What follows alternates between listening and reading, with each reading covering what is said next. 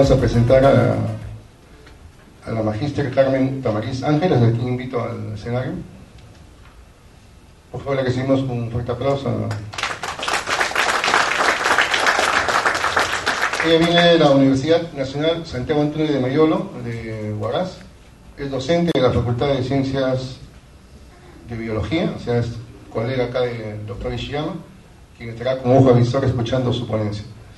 Adelante, dejamos en el escenario a la señorita Carmen Tamariz.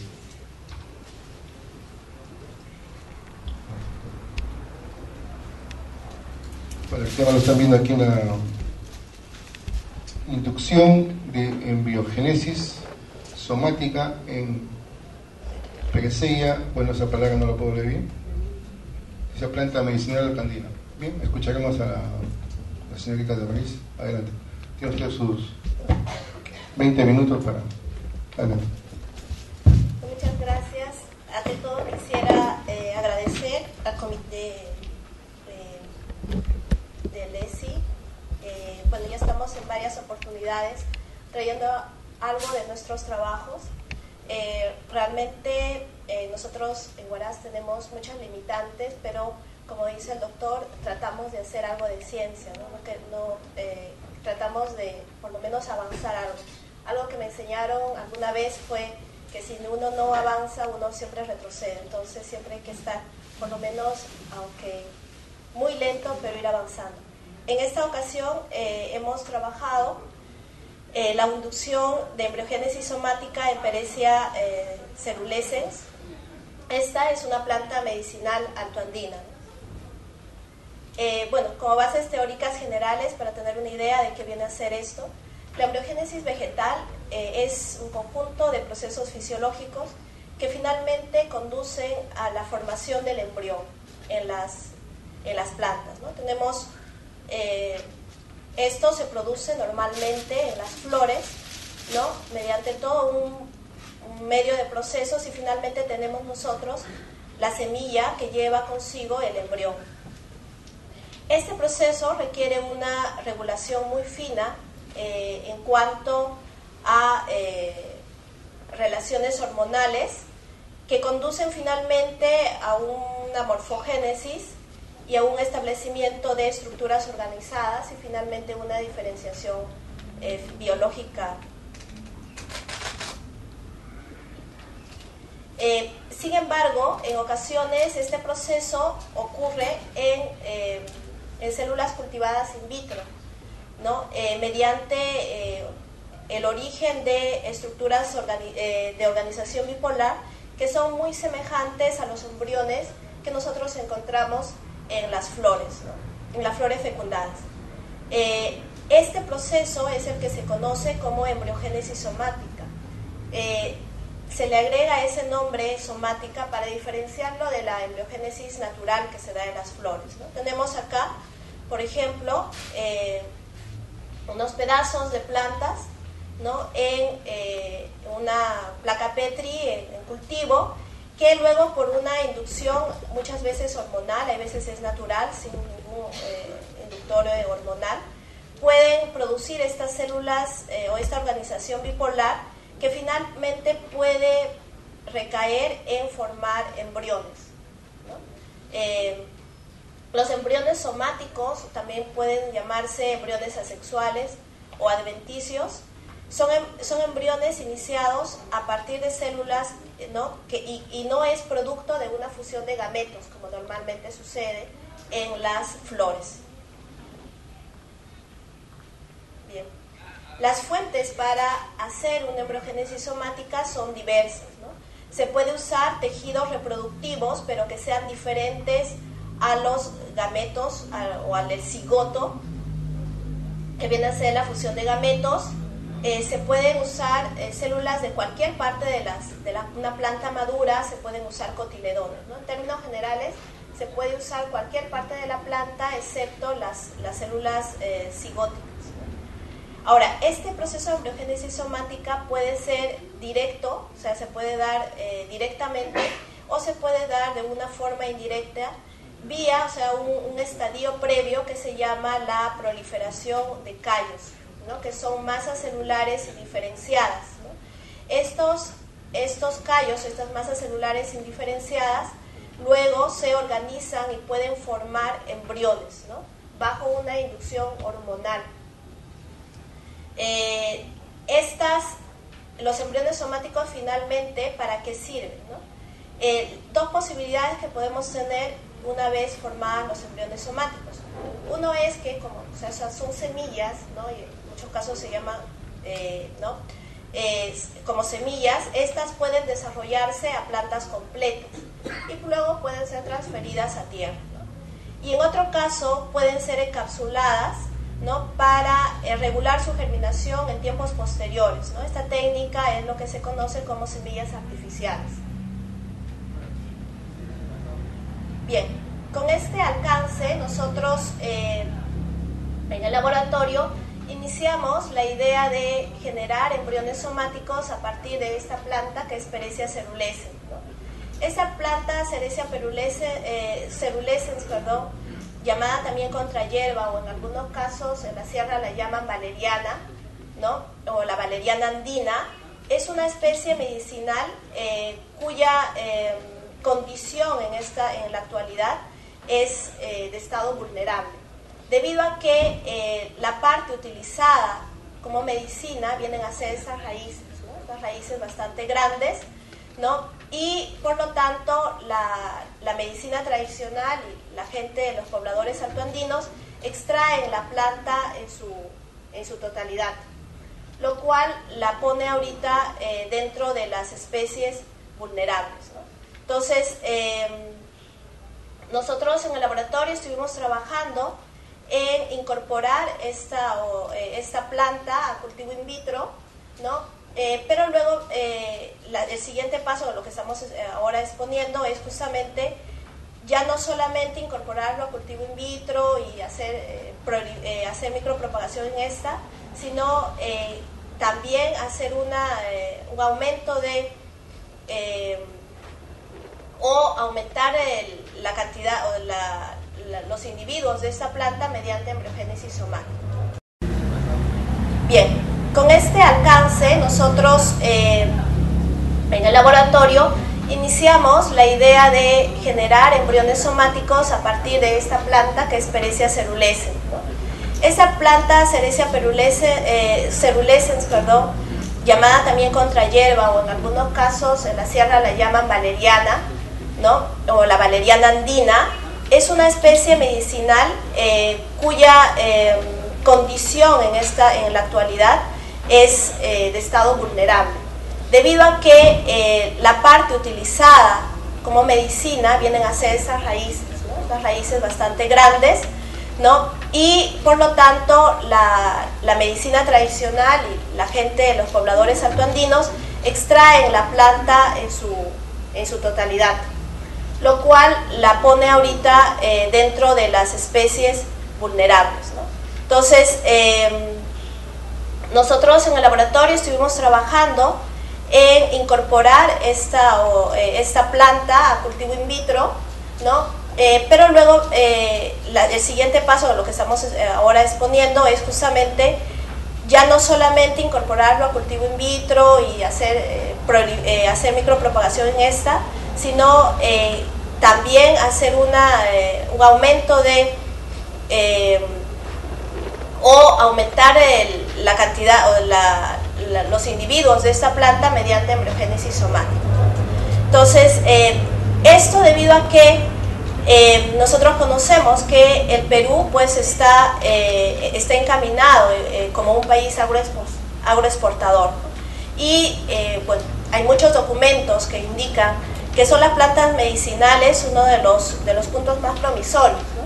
Sin embargo, como dijo el ingeniero, nos estamos encaminando solamente a una metodología extractiva, ¿no? Entonces, y en este caso, esta planta que es silvestre, pues al ser extraída sin ningún control y sin ningún esfuerzo por ver las formas de propagación, está pues camino a la extinción, ¿no? Entonces, por esa razón, nosotros consideramos aplicar embriogénesis somática dado que es considerada como una buena vía para la regeneración y multiplicación de plantas, ¿no? Bien, para esto nosotros usamos la siguiente metodología. Bueno, el material biológico lo usamos ya de cultivos in vitro que teníamos en el laboratorio de biología por trabajos previos de la UNASAM, ¿no? Y se escogieron explantes grandes, explantes pequeños, se recogieron rizomas, raíces y hojas también por separado para evaluar cuál era la mejor parte que podía producir callos y finalmente embriones somáticos. Bueno, los medios de cultivo que usamos fue el MS a mitad de sales, ¿no? Suplementado con sacarosa y a un pH de 5.67. Para la inducción de callos nosotros usamos dos hormonas, ¿no? El ácido naftolacético y el 2,4-D. Este 2,4-D es el más común, es una usina bastante fuerte, pero usamos el ácido naftolacético porque en trabajos previos nos dieron algunos indicios de buenos resultados, ¿no? Entonces usamos el ácido naftolacético, una concentración de 2 miligramos por litro, y el 2,4-D en 3 concentraciones, una bajísima y una bastante alta, ¿no? Una de 0,2, otra mediana de 1 y otra de 2. La evaluación se hizo mediante la observación de tamaño de callo, ¿no? De masa indiferenciada, y la formación de embriones somáticos a partir de estos callos, porque los callos no siempre forman embriones somáticos, ¿no? O sea que hay que hacerle a veces un tratamiento especial para que estas de masa indiferenciada pasen a formar embriones somáticos, lo cual en nuestro trabajo no ocurrió. No necesitamos hacerle un tratamiento adicional. Bueno, acá tenemos la metodología. Bueno, recuperamos los explantes pequeños, los grandes, raíces, rizomas, hojas. Estas las colocamos a los medios de inducción y luego se hizo el cultivo usando como fotoperiodo 16 horas de luz diaria y trabajamos a una temperatura ambiental de 16 a 20 grados centígrados, ¿no? La evaluación se hizo en 2 y 4 meses, a los 2 y a los 4 meses. Bueno, los resultados, tenemos aquí unas vistas fotográficas del proceso de embriogénesis en esta planta, ¿no? Tenemos la formación de células indiferenciadas, o sea, la formación de masa indiferenciada, lo que se conoce como callo, y en estas etapas ya la formación de embriones somáticos y las etapas, ¿no? La etapa por torpedo, la etapa ya corazonada, ¿no? La formación de los cotiledones. Acá tenemos ya la germinación, ¿no? Del embrión somático, ¿no? Tenemos los cotiledones, ya la formación de las hojas, ¿no? Y acá tenemos una plántula germinada completa, ¿no? Las hojas y las raíces, ¿no? Esta observación de estas etapas nos llevó a comprobar que realmente la formación de nuevos individuos en estos callos era a raíz de embriones somáticos, ¿no? Porque en muchos casos estos callos podrían producir hojitas, ¿no? Lo cual podría estar de repente confundiéndonos y pensando que ya fueron, esto podría ser originado a partir de embriones somáticos. Pero el seguimiento de todas estas etapas nos confirmó realmente que lo que teníamos acá era realmente embriones somáticos. Bien. Tenemos aquí un cuadro los cuadros más importantes de resultados. Como ustedes ven, los órganos, hoja, raíz, rizoma no nos dio muy buenos resultados, ¿no? De formación de callos a los 2 y 4 meses. Estos a los 4 meses, tanto la raíz como los rizomas, nos dieron más o menos, ¿sí? un poco de formación de callos. Nosotros trabajamos con 20 muestras, ¿no? Y en esta tabla presentamos la contabilización de cuántas muestras, ¿no? Nos produjeron callos, ¿no? Entonces entre las 20 muestras, 33 a 29 únicamente a los 4 meses en los rizomas nos dio callos, ¿no?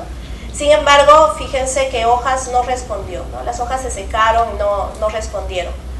Mientras que si observamos tanto en los explantes pequeños y en los explantes grandes, nosotros obtuvimos resultados, ¿no? Incluso resultados bastante óptimos, ¿no? Al 100%, lo cual nos llevó a trabajar los pasos siguientes, ¿no? Únicamente en estos, ¿no? Y ya tenemos el resumen, bueno, tuvimos que quitar esto de acá y contabilizar solamente, ¿no? Los resultados tanto en explantes pequeños y en explantes grandes. Tenemos acá, ¿no? Que a los callos a los 4 meses, ¿no? En el caso de los explantes pequeños, ¿no? Tenían más o menos en milímetros, ¿no? Este tamaño, ¿no? Viendo que de 14.6, viendo que los explantes pequeños con el tratamiento de ANA al 2 miligramos por litro tenían mejores resultados que los otros tratamientos. Igualmente, el número de brotes que se obtuvo, o sea, el número de brotes, más que de brotes, el número de embriones, ¿no? Porque cada brote proviene de un embrión.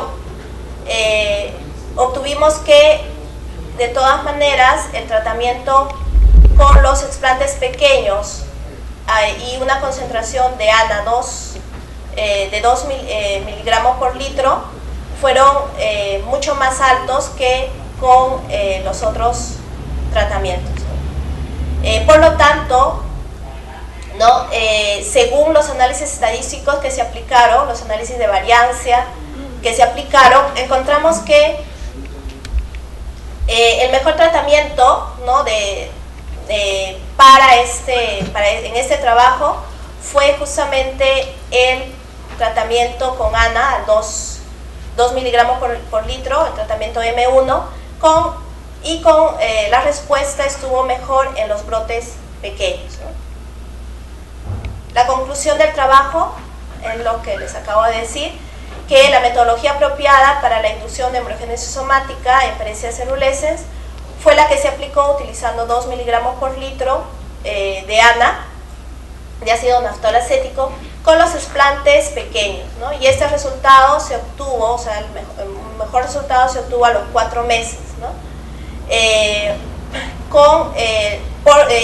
esta conclusión debido a la observación tanto del tamaño de los callos, ¿no? y el mayor número de embriones somáticos, ¿no?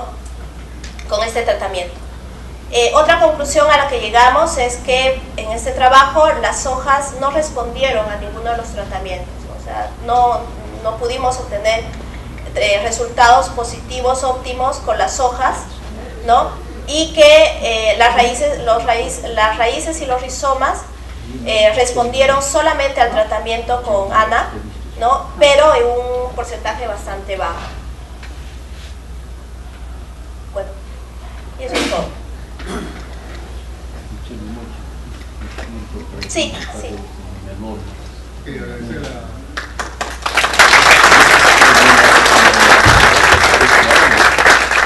Más bien, si alguien tiene alguna pregunta, alguna inquietud,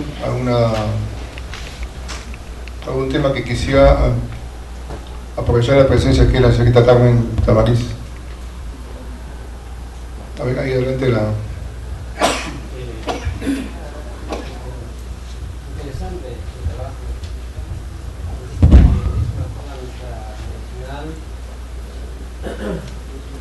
Y que en ese mismo determinado ubicado está, digamos, camino a la distribución. Bueno, ha logrado hasta ese nivel el grupo científico está pensando proyectarse más allá o trabajar con otras especies nativas. Sí, gracias. Bueno, Gracias por la pregunta. Bueno, nosotros iniciamos nuestro trabajo hace unos años, ¿no? Justamente con la idea de rescatar las plantas medicinales nativas, ¿no? Como usted lo ha dicho, nativas, o sea, no las de la sierra, sino, no solamente las de la sierra, sino las nativas, las propias, las peruanas, ¿no? En ese sentido, ¿no? Nosotros iniciamos el trabajo haciendo estudios antibacterianos, estudios de citotoxicidad, y nos hemos proyectado, ¿no? Iniciar a trabajar el trabajo, ¿no? En germoplasma, ¿no? Tratar de, la idea que tenemos a futuro es formar un banco de germoplasma de plantas medicinales, bueno, iniciar con las plantas medicinales, ¿no? Pero en términos generales de plantas nativas altoandinas, ¿no? Dado que nosotros estamos justamente muy cerca a un parque nacional, ¿no? El Parque Nacional Huascarán, que alberga una diversidad de plantas, ¿no? En un estado protegido, digamos así. Entonces, sí tenemos el propósito de incorporar algunas plantas más, ¿no? El trabajo lo hemos iniciado con Peresia celuleses, tenemos Peresia pinnatífida también ya o sea, que la hemos en microcultivo, cultivo vegetal, ¿no? In vitro, ¿no? Y sí tenemos proyectado hacer incorporación de algunas otras plantas más, ¿no? ¿Hay atrás en el auditorio?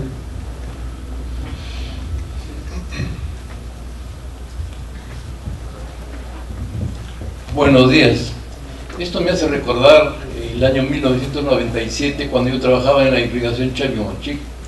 Ya lo hacían ellos en Chavimochic, pero no con plantas medicinales, sino ya con plantas alimenticias y frutales. Recuerdo que lo han hecho en uva y creo que en melón también. Y yo felicito al exponente porque es una forma muy práctica de tener, digamos, semilla y propagar mejor, sobre todo plantas sanas, ¿no? Exentas de plagas, enfermedades. Gracias.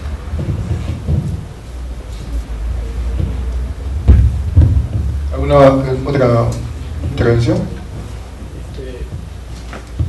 Como curiosidad, más que nada, Sí. ¿a qué altura se encuentra más o menos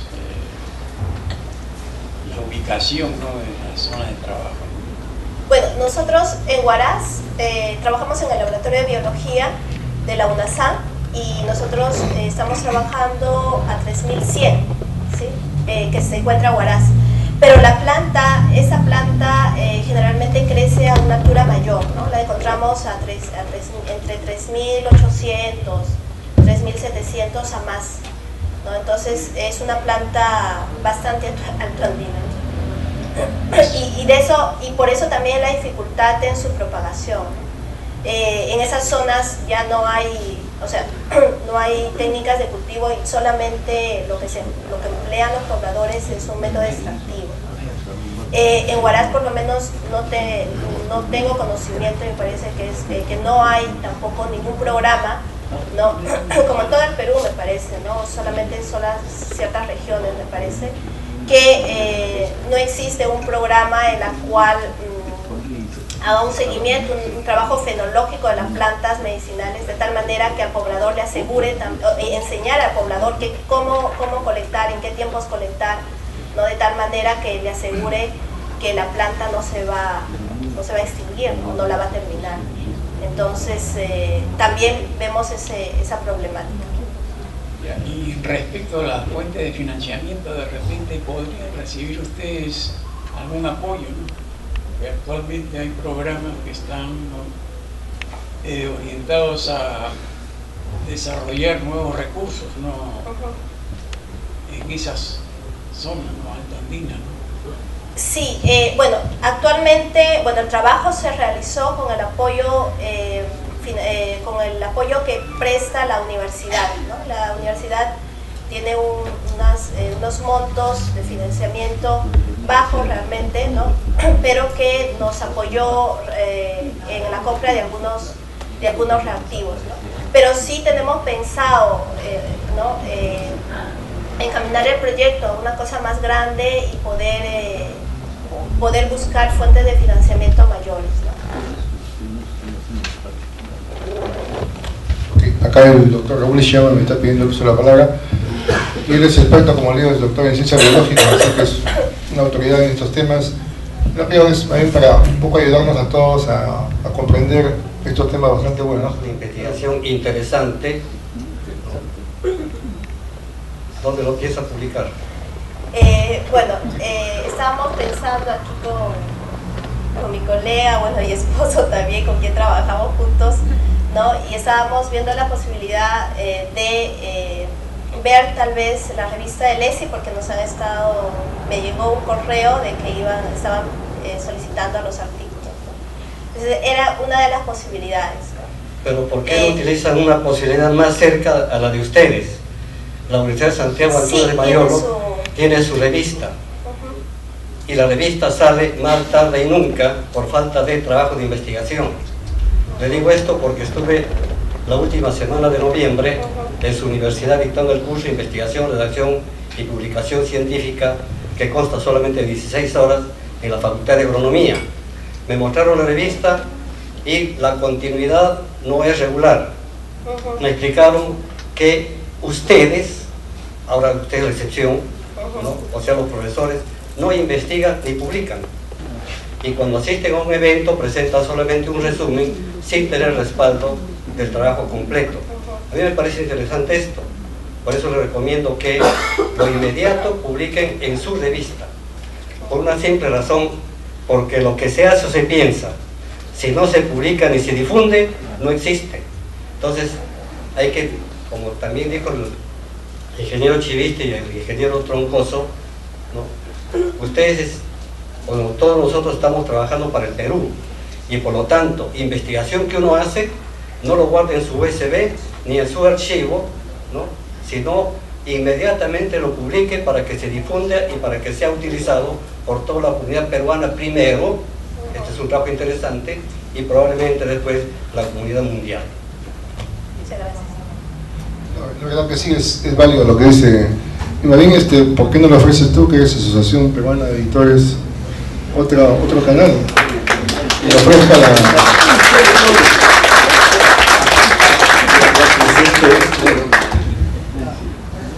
Voy a dejar aquí en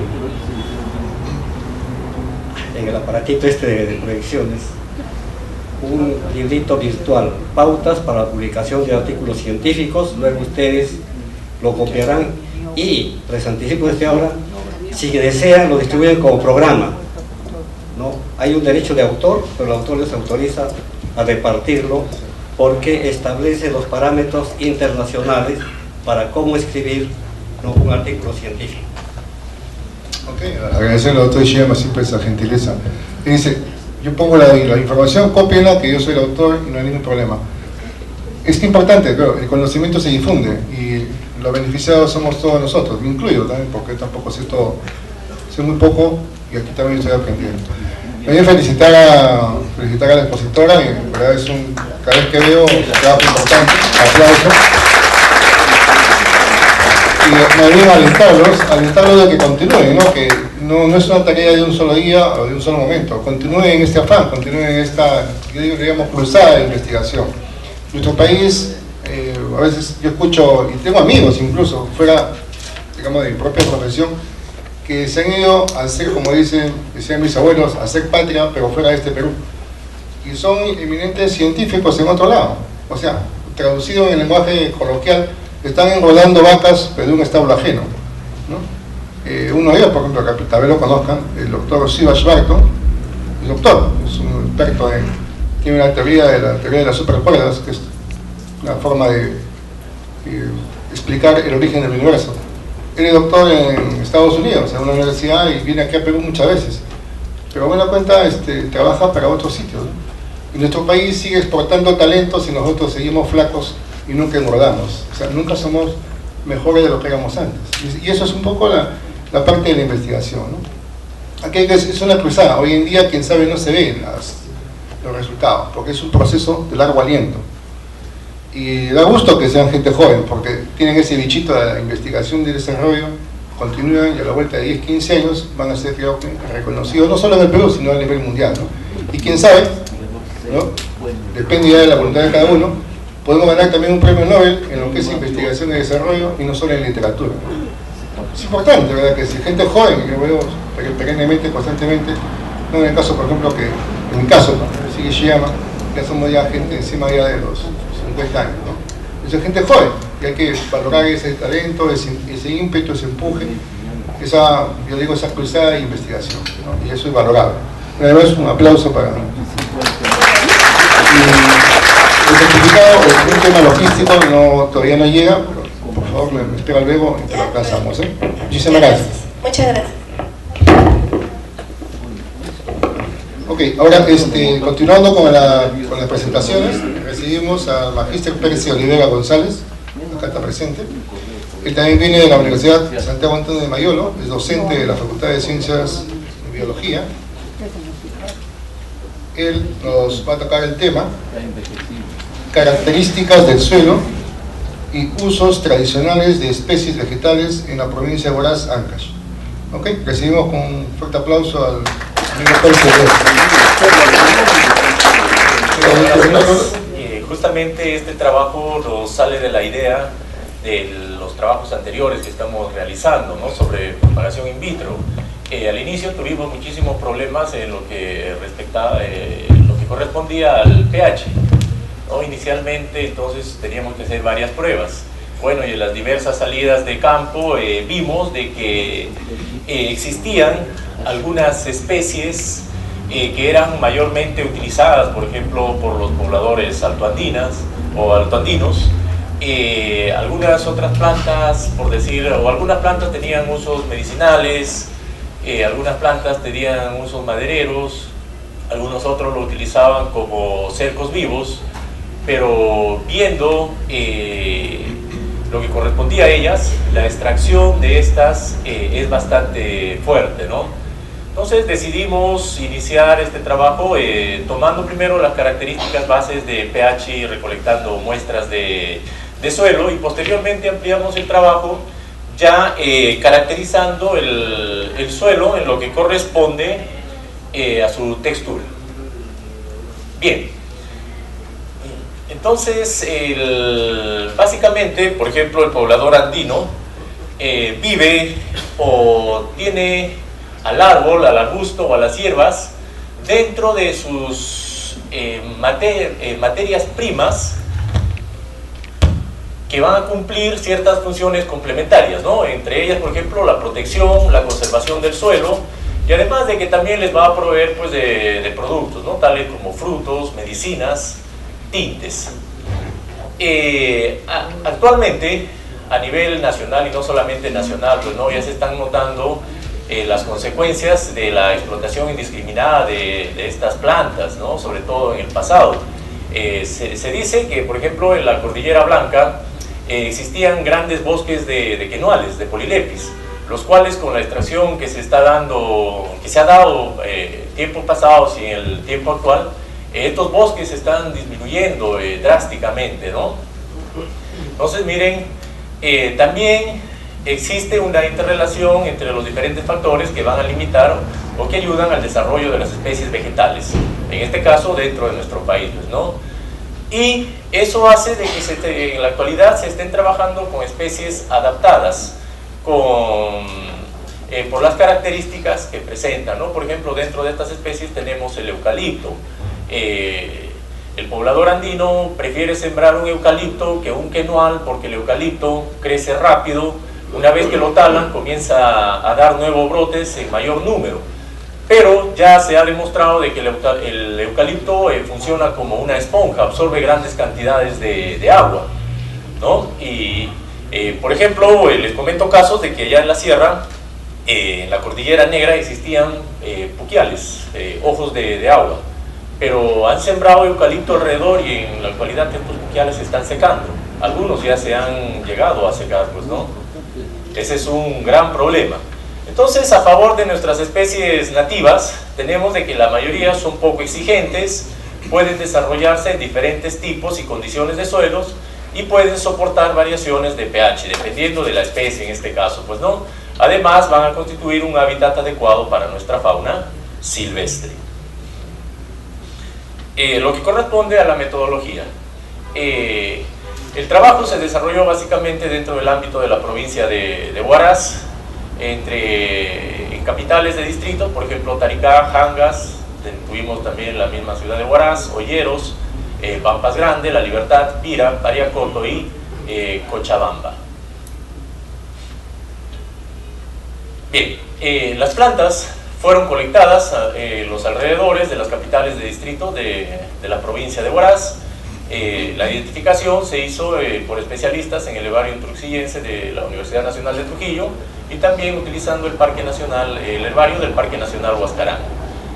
Para los suelos se tomaron 500 gramos de suelo a una profundidad entre 15 a 30 centímetros.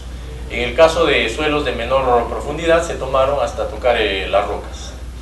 En este caso el polilépito, ¿no? La textura del suelo se determinó por el método de Boyocus y el pH por el método electrométrico. Los usos tradicionales y nombres vulgares se obtuvieron de los habitantes donde se han realizado los muestreos. Resultados. Las partes bajas de la provincia de Huaraz, diríamos más o menos a la altura de Pariacoto, por esa zona, encontramos Acacia macracantha, denominado guarango, faica, espino. Dentro de la provincia de Huaraz, porque también hay otros trabajos, ¿no?, que reportan diferentes alturas en las cuales desarrolla. En la provincia de Huaraz nosotros encontramos a esta especie entre 950 a 2250 metros sobre el nivel del mar. En cuanto al pH del suelo, prefiere suelos desde ligeramente ácidos a ligeramente alcalinos. Tiene un rango entre ácido y alcalino, pues, ¿no? La textura del suelo entre arena franca y franco arenosa. En cuanto a sus usos, básicamente es utilizado como componente de cercos en las construcciones, lo utilizan para hacer mangos, herramientas, y las hojas lo utilizan para alimentar el ganado. Tenemos Baccharis latifolia, una especie que crece ya un poco más alto, denominado chilco o chilca. Se encuentra entre los 2800 a 4000 metros. El pH del suelo entre muy ácido a ligeramente alcalino. La textura entre arena franca y franco arenosa. En cuanto a los usos, básicamente este arbusto es utilizado como leña, se utiliza contra la erosión y en medicina tradicional contra el reumatismo como cataplasmas, ¿no? La tara, Caesalpinia espinosa, desarrolla en la provincia de Huaraz, recalcando, entre 1250 a 3000 metros sobre el nivel del mar. El pH en que desarrolla es entre muy ácido a neutro. La textura del suelo va a variar entre arena franca y franco arenosa. En cuanto a sus usos, por ejemplo, lo utilizan para realizar artesanías, igual que el guarango, para hacer mangos, herramientas, lo utilizan como leña para fabricar carbón, cercos vivos, y los frutos para teñir la lana. En cuanto a las hojas, se usan como astringente, y las vainas de los frutos para las infecciones de garganta, específicamente, por ejemplo, para las amiladitis, para las faringitis, lo utiliza el poblador aquí en la zona, ¿no? Cordia lútea es una especie que crece bastante bajo, en la zona también de Pariacoto, denominada flor de overo, o también la llaman overal. Desarrolla entre 1200 a 1900 metros sobre el nivel del mar. El pH en el cual desarrolla es entre ligeramente ácido a ligeramente alcalino. La textura del suelo es entre arena y franco arenosa. En cuanto a su uso, lo utilizan como barreras vivas, en este caso también como cercos vivos, ¿no?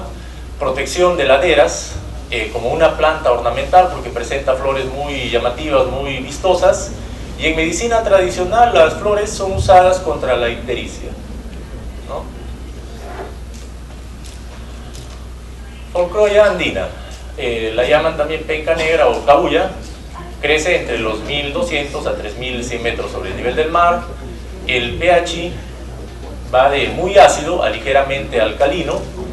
La textura del suelo entre arena franca, franco arcillo arenosa y franco arenosa.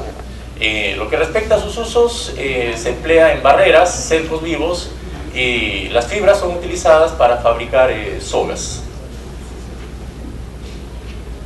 Jungia paniculata, matico, o también llamada caramati, nombre vernacular, desarrolla entre los 2.300 a 3.850 metros sobre el nivel del mar, prefiere suelos ácidos a ligeramente alcalinos. Lo que respecta a la textura del suelo es entre arena franca y franco arenosa. Sus usos, al igual que otros, también se utiliza como secos vivos, dándole refuerzo, y en medicina tradicional se utiliza contra afecciones de la garganta y contra los resfriados. Esto se consume en infusión, ¿no? Se cogen las hojas, hacen una infusión y lo van bebiendo como agua de tiempo. Oriocalis grandiflora. También la llaman cucharilla, saltaperico, chacpá, llama. Su desarrollo se da entre 3.350 a 3.780 metros sobre el nivel del mar. En cuanto al pH del suelo, va de entre fuertemente ácido a muy ácido. Es una de las especies que crece solamente en suelo ácido, ¿no? Según lo que hemos encontrado. Textura del suelo, arena, en este caso arena franca, y sus usos son como leña para proteger laderas y fabricación de canastas. Aquí me faltó colocar un uso más. En la actualidad este chacpá, por sus flores, está siendo extraído en grandes cantidades de los lugares, y los lugares donde crece, diríamos, son restringidos, pues, no son áreas muy grandes, no presentan poblaciones muy grandes. Y estas flores las traen aquí a Lima para que la comercialicen en el mercado de flores.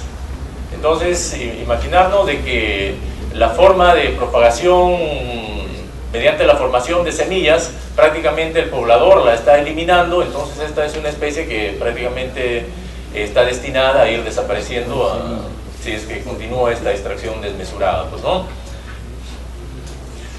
Ophiosporus angustifolius, llamado en la zona Sheklia, desarrolla entre 2.800 a 4.150 metros sobre el nivel del mar. En lo que respecta al suelo, va desde muy ácido a ligeramente alcalino, como algunas otras que hemos estado viendo. Su textura de suelo entre arena franca y franco arenosa. En cuanto a sus usos, esta es una especie arbustiva, la emplean en grandes cantidades como leña, la utilizan también, al igual que el matico, para reforzar barreras, y las hojas, en este caso, las utilizan para contrarrestar dolores causados por el frío. También lo colocan como emplastos, ¿no? Lo calientan en el fuego y colocan como emplastos. Bueno, Barnadesia dombellana, llamada vulgarmente como conce, desarrolla entre 3.000 a 4.050 metros sobre el nivel del mar. En cuanto al suelo, es de muy ácido a ligeramente ácido, textura del suelo de arena franca y franco arenosa, y es utilizada como leña, miren, como cercos y barreras vivas, junto con especies que van a detener también, en este caso, la erosión del suelo. Es una especie que presenta espinas, gran cantidad de espinas, ¿no? Por eso que lo utilizan como barreras vivas. Inclusive el ganado no puede penetrar a esta especie, bien difícil. Bueno, el sauco es una especie bastante conocida. En la zona la llaman sauco, rayán, uva de Judas, uvas de la sierra. La hemos encontrado entre 2.800 a 3.850 en suelos que tienen un pH ácido a neutro. En cuanto a su textura de suelo, arena franca y franco arenosa. Lo que respecta a los usos, como leña, los frutos lo utilizan para fabricar mermeladas, y las hojas las utilizan en infusión contra afecciones de la boca, garganta y reumatismo. Es una especie que a nivel de campo en la provincia de Huaraz no la hemos encontrado en grandes cantidades, ¿no? Sino en muy poca cantidad y localizada en determinados lugares. Y justamente preguntábamos nosotros a los pobladores a qué se debía eso, y nos dijeron que no se podía reproducir, que era una especie muy difícil de propagarla, ¿no? Entonces de repente ya estamos pensando nosotros, mediante cultivo in vitro, ver algunas alternativas de poder propagar esa especie. Tecomas ambucifolia, llamada cando, guaroma o guaruya, desarrolla entre 2.750 y 3.450, el pH va de ácido a ligeramente alcalino. la textura del suelo es variado, ¿no? Puede ser entre franco arcillo arenosa, arena franca y franco arenosa. Básicamente el uso que le dan es como leña y como especie ornamental, porque presenta unas flores muy bonitas, unas flores amarillas bastante llamativas. En la actualidad la están utilizando pues en algunos parques allá en la ciudad de Huaraz, ¿no? Como ornamental. Muticia acuminata, llamada yunya, rabo del diablo, huariuma o chinchilume. Desarrolla entre 2250 a 3700, el pH del suelo en que desarrolla es de ácido a ligeramente alcalino, las texturas del suelo son de arena franca y franco-arenosa. Básicamente sus usos que le da el poblador es como leña, como planta melífera, porque nos comentaban de que las abejas tienen preferencia por estas flores dentro de otras especies, ¿no? Y en medicina tradicional las hojas las utilizan para bajar la fiebre y contra el reumatismo. Bien, entonces lo que concluimos nosotros es de que las especies que se han reportado desarrollan en suelos que van a presentar diferentes texturas, entre los que destacan los suelos franco-arenoso y de arena franca. Y el pH en el que crecen las especies vegetales es característico para cada una de ellas, para cada una de estas especies. Y los usos de las plantas son distintos y varían de un lugar a otro. Muchísimas gracias por la paciencia.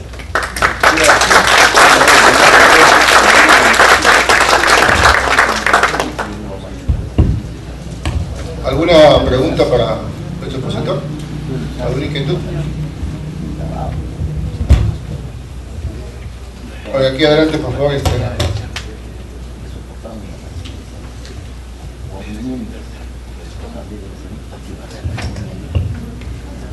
¿Podría explayarse un poquito más en lo referente al uso distinto, dice, de las plantas y según el lugar? ¿Cómo es eso? Sí, acá en las conclusiones, los usos distintos. Por ejemplo, Muticia acuminata, en algunos lugares lo utilizan más como para bajar la fiebre, ¿no? Pero en otros lugares no conocen bien esta propiedad y más lo utilizan, por ejemplo, contra el reumatismo. Sino que yo he tratado de conglomerar todo eso de lo que hemos ido recopilando de lugar en lugar, en uno solo.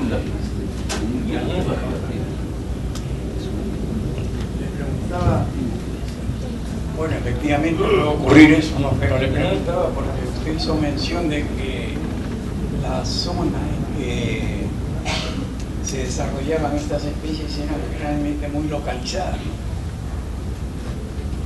Entonces, entiendo que los lugares no deben ser tan distantes unos de otros.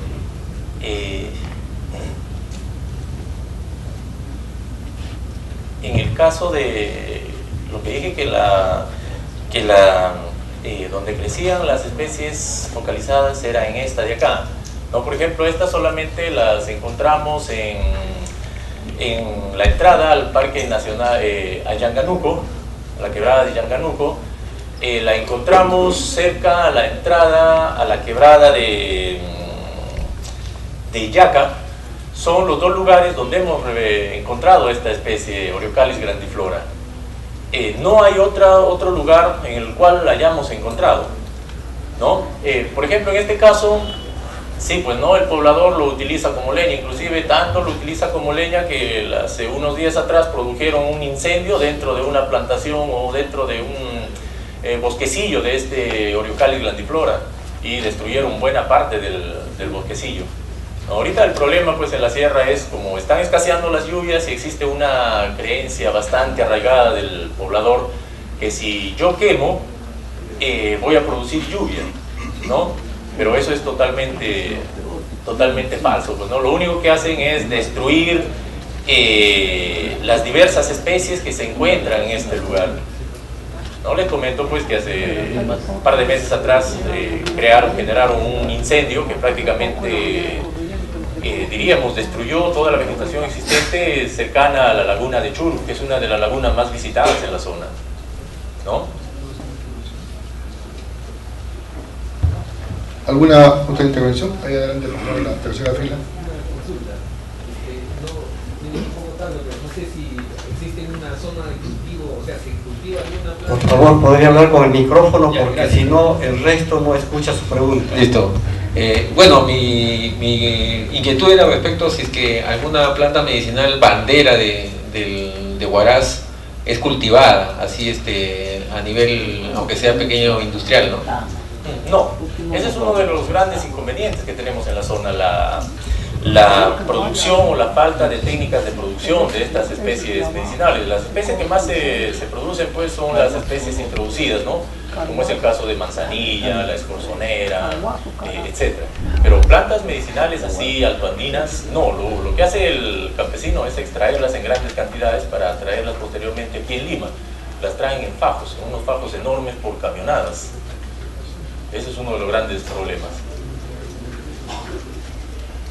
Aquí, perdón, adelante con una consulta.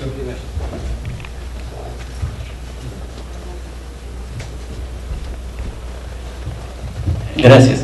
En tu introducción hiciste referencia a los quenuales. En la zona de Ancash, donde está circunscrito el trabajo que has realizado, sí, han encontrado que realmente están a una altitud mayor, ¿no? Claro, los quenuales pues crecen sobre los 4.000 y tantos metros sobre el nivel del mar, ¿no? Inclusive, sí, lo que acá no lo he reportado al quenual, pero en el trabajo en extenso sí está reportado. Justamente lo hemos mandado ya al ESI para que sea publicado en la revista del ESI, ¿no? Porque el problema que tenemos allá en la universidad es uno, a veces financian los trabajos de investigación y prefieren publicar los trabajos financiados, y los trabajos que no han sido financiados nos dicen ahí nomás, pues, ¿no? Entonces nosotros tenemos que ver alguna forma de poder publicarla. ¿Han encontrado cantidad o cómo anda? En cuanto a los quenuales, el problema es la extracción ahorita que realiza el campesino, ¿no?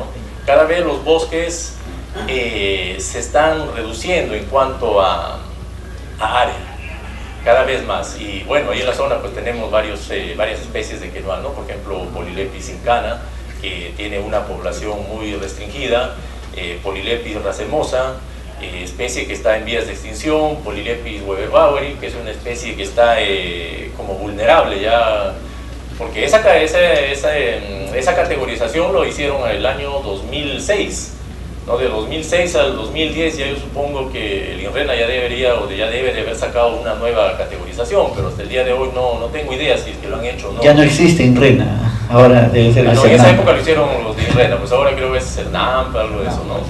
Sí, sí. Gracias.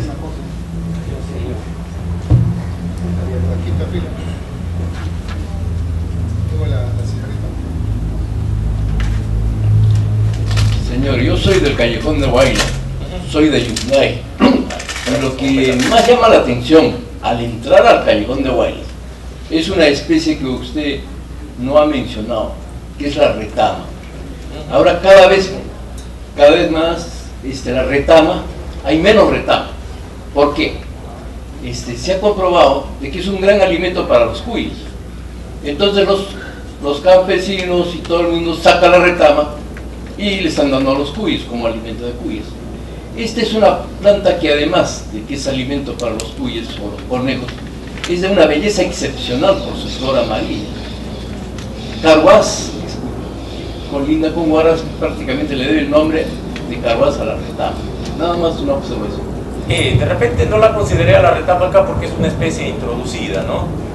Es una especie europea que, bueno, por el tiempo ya se ha ido distribuyendo en diversos sitios de nuestro Perú.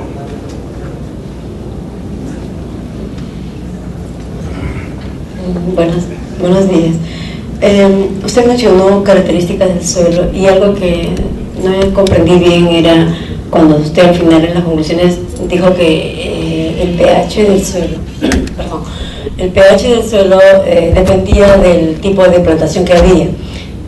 No sé si me podría aclarar si el pH del suelo es un factor que depende realmente de la presencia de vegetación o del suelo, es una característica inherente del suelo, no sé. Quisiera que me aclare. Sí, el trabajo estuvo orientado a determinar, por decir, encontrábamos fungia paniculata en una zona, por decir en Jangas. Recolectábamos otra muestra en Olleros, dos localidades bastante distintas. Entonces lo que nosotros hemos hecho es sacar, diríamos, entre qué pHs crece esa especie. A eso más o menos me trataba de referir. O sea, un rango, ¿no?, de pH en el cual desarrolla o hemos encontrado esta especie. Y en su conclusión, en todo caso, ¿qué pH es el que prepondera en las alturas? Y en todo caso también, ¿qué textura de suelo, no? Porque he visto que tiene entre franco arenoso y arenoso. Sí, en cuanto a la textura del suelo, la que estamos reportando, las que destacan, por ejemplo, son las franco-arenosa y las de arena franca. En lo que respecta al pH, las plantas que crecen a niveles más bajos, por ejemplo, hemos visto de que desarrollan generalmente un pH ligeramente ácido a neutro o ligeramente alcalino, ¿no? En cambio, las que crecen en altura, el caso de Oreocalis grandiflora, prefiere suelos desde muy ácidos hasta ligeramente ácidos. No hemos encontrado, por ejemplo, o alguna especie o alguna planta de ella o el lugar donde hemos tomado la muestra que haya llegado, por ejemplo, el pH a neutro o ligeramente alcalino. Justamente quería recalcar, este trabajo es un trabajo básico, ¿no? Porque si nosotros no hacemos investigación básica, pues nos vamos a demorar más, ¿no? Esto ya, por ejemplo, a nosotros nos va a servir como un fundamento para comenzar a trabajar con algunas de estas especies. Por ejemplo, en propagación in vitro, uno de los problemas, como les dije inicialmente, era el pH. Generalmente la bibliografía nos dice el pH ajustarlo a 5,6, 5,7, ¿no? Pero si nosotros nos damos cuenta, el pH no generalmente, eso será ya pues para las plantas que ya han sido bastante estudiadas, pero para las que todavía no han sido estudiadas, es un problema comenzar a hacer el trabajo desde el inicio, ¿no? Primero ver en qué pH es el más óptimo para que desarrolle. En cambio ya con estos parámetros nosotros ya podemos jugar con estas variables. Ok, a ver, un comentario final acá del doctor Raúl Ishiyama, porque es una voz autorizada en estos temas y conoce bastante, lo puedo orientar. Sí, vuelvo a insistir que este trabajo se debe publicar y lo más pronto posible. Y lo más pronto posible, como dije hace un momento, es en su revista de su universidad, porque, reitero, me informaron que la revista sale irregularmente por falta de trabajo de investigación. Y la otra cosa es que, acá decir una cosa muy cierta, creo que somos el único país, en donde se menosprecia la investigación básica y se exige, especialmente las tesis, que sean aplicadas. Sin investigación básica, que es la base, no puede haber investigación aplicada. Pero tenemos el prurito, los asesores de tesis, de exigir que todo sea aplicado. Respecto al trabajo, el expositor titula esto sobre pH, pero más se refirió a los usos.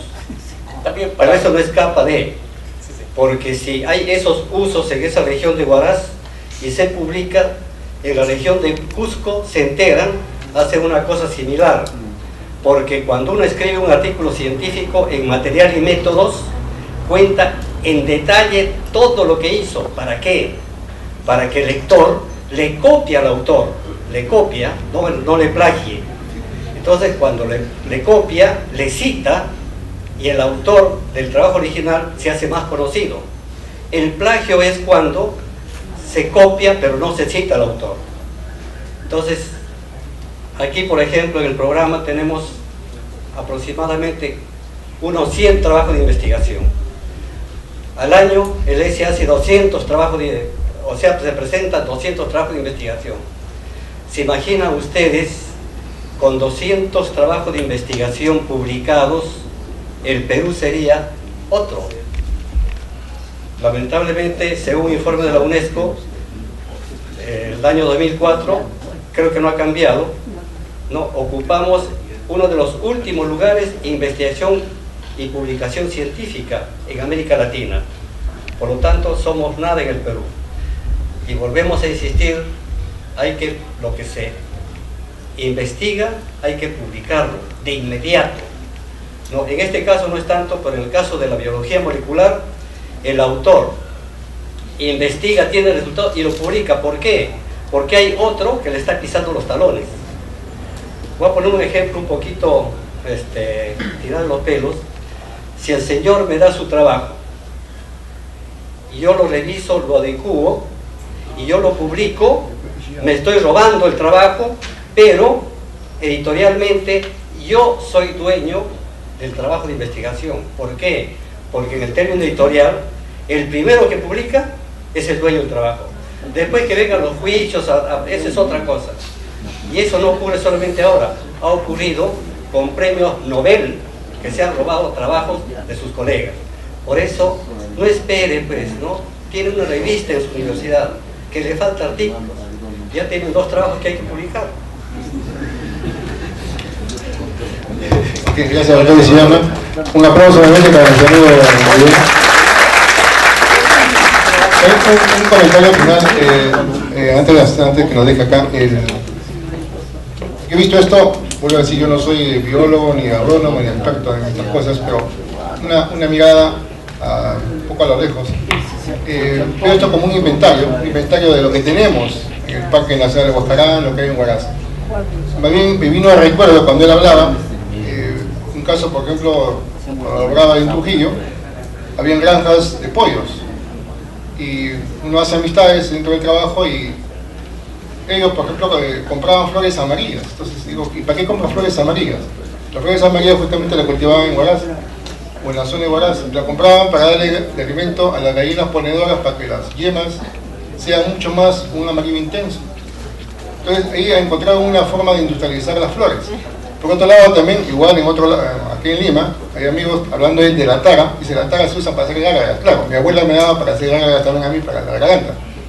Pero ya lo han industrializado, no sé si en forma incipiente o en forma masiva. De la pepita, no me acuerdo, tianina se llama, el compuesto químico. De la cáscara la muelen y sirve como un tinte natural para fuegos, no sé qué más la aplica.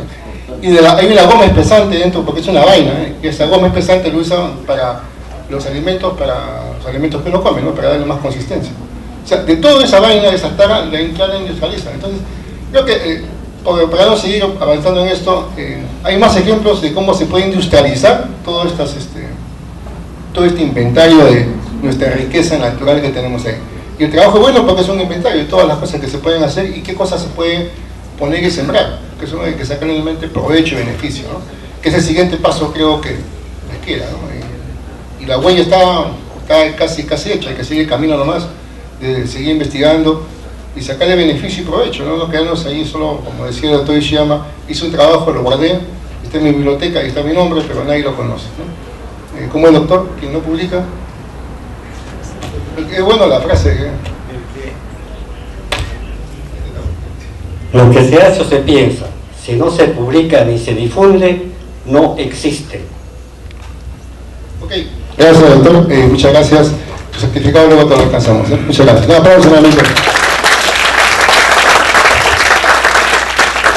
Bueno, ahora invitamos al escenario a Pedro Ruiz. ¿Está ahí presente? Por favor, lo tenemos atrás en el auditorio. Él nos va a exponer el tema ocurrencia de hongos de micorriza opuscular en plantaciones de cacao y palma aceitera en la zona de Ucayali, Perú.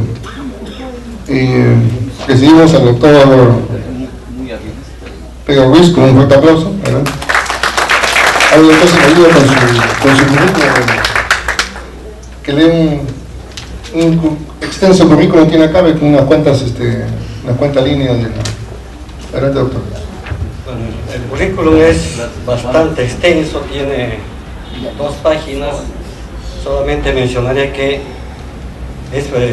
ha obtenido el grado de doctor en filosofía en la Universidad de Carolina del Norte y el título de ingeniero agrónomo en la Pontificia Universidad Católica del Perú, ¿no? Para darle más tiempo, repito, no hay que repetir las 2 páginas que están escritas aquí.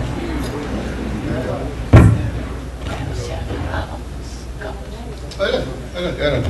Bueno, buenos días con todos. Primero, para agradecer la oportunidad que nos da el Encuentro Científico Internacional para poder compartir con ustedes este trabajo de investigación. Generalmente, cuando se relacionan hongos con plantas, todos pensamos que son enfermedades. Y por cierto, pues son muchos los hongos que causan enfermedades a las plantas. Pero esta vez vamos a hablar de hongos benéficos para las plantas. Y nos trasladamos de la zona andina a la Amazonía. Entonces, vamos a hablar sobre los hongos de micorriza arbuscular, ¿no? El término micorriza proviene de 2 palabras griegas, micos, que quiere decir hongo, rizo, raíz. Y estos hongos se asocian simbióticamente, de tipo mutualista, con las raíces del más del 90% de las especies en la mayoría de los ecosistemas. Lo que hace este hongo es colonizar la raíz de la planta, ¿no? De tal forma que aumenta el área de la raíz, lo que le permite explorar un mayor volumen de suelo. Y ahora vamos a ver para qué, ¿no? Entonces, en la Amazonía es el tipo de micorriza el más abundante, ¿no? Y en la actualidad a nivel mundial se han identificado 206 especies, ¿no? Pero también existen algunas plantas que no forman micorriza, ¿no? Por ejemplo, las brasicáceas, como el brócoli y algunas otras no forman micorriza. Un poco para ver la clasificación de estos hongos y destacar los 7 géneros principales, ¿no? Como pueden ustedes ver acá, ¿no? Siendo el que más abunda en todos los ecosistemas la del género Glomus, ¿no? Y tienen características definidas, ¿no? Algunas, estas 2 familias, Glomaceae y Alcalosporaceae, que forman vesículas y arbúsculos, y las familias de la Gigasporaceae, que solo forman arbúsculos, de ahí el término, ¿no? De micorriza arbuscular. Entonces, como las principales estructuras y muy características de colonización de estos hongos, ¿no? Es que forman los arbúsculos y son considerados, ¿no? Como las estructuras donde se realiza el intercambio de nutrientes del hongo a la planta, principalmente fósforo, nitrógeno en forma de amonio, zinc, cobre, ¿no? Y a su vez la planta le provee al hongo carbohidratos a través de la fotosíntesis para que pueda sobrevivir. Entonces, esta es una simbiosis de tipo obligatorio, ¿no? El hongo no puede vivir si no está asociado con la planta. Otra estructura son las vesículas, ¿no? Que son órganos de almacenamiento. Usted puede notar acá gotas de lípidos, ¿no? Y esa es una de las características de esta estructura. Tenemos también las hifas internas. Estas son hifas que se han teñido de color azul para poder observarlas al microscopio, ¿no? Son internas y generalmente se ubican en las células corticales de la raíz. Y algo interesante también es el micelio externo, ¿no? Ven esas estructuras filamentosas muy finas. Estas son las hifas del hongo, ¿no? Esta es una raíz, ¿no? Pelos radiculares, y pueden comparar, ¿no? Que son mucho más finas que las raíces, ¿no? Y que ocupan un mayor volumen de suelo, ¿no? Para que puedan explorar y tomar nutrientes, ¿no? Principalmente nutrientes que tienen muy poca movilidad o están inmóviles en el suelo, como es el caso del fósforo. Las esporas, que es otra característica muy, digamos, resaltante de este tipo de hongos, ¿no? Actúan como órganos de reserva y propagación, de dispersión y supervivencia. Y algo que es interesante, ¿no? Es el tipo de esporas, ya que esto nos va a servir para poder identificar los géneros y las especies, ¿no? Ustedes pueden ver diferentes tamaños, colores, ¿no? Y números de capas, ¿no? Y también el tipo de inserción de de las hifas con la espora en sí misma, ¿no? Estos son criterios que nos sirven para poder identificar a los diferentes especies, géneros y especies. Entonces, entre las principales funciones de la micorriza tenemos, ¿no?, como les mencionaba, ¿no?, esta es la raíz acá, y estas extensiones en color diferente viene a ser las hifas de la micorriza, ¿no? Entonces aumentan el volumen de la raíz, ¿no? Y tienen, lo que hace es proveer una mayor área de absorción de la raíz, una mayor longevidad de las raíces, reaccionan con coloides, por ejemplo, antes de que los aluminio, fierro, calcio, por ejemplo, puedan retener el fósforo y hacerlo no disponible, pues la micorriza actúa, ¿no?, para tomarlo de una manera más eficiente, ¿no? Y esto en sinergia, ¿no?, con ciertos hongos y bacterias que son solubilizadores de fósforo, o sea, solubilizan estas formas retenidas de fósforo para que el hongo pueda tomarlo más rápidamente, ¿no?, más eficientemente, ¿no?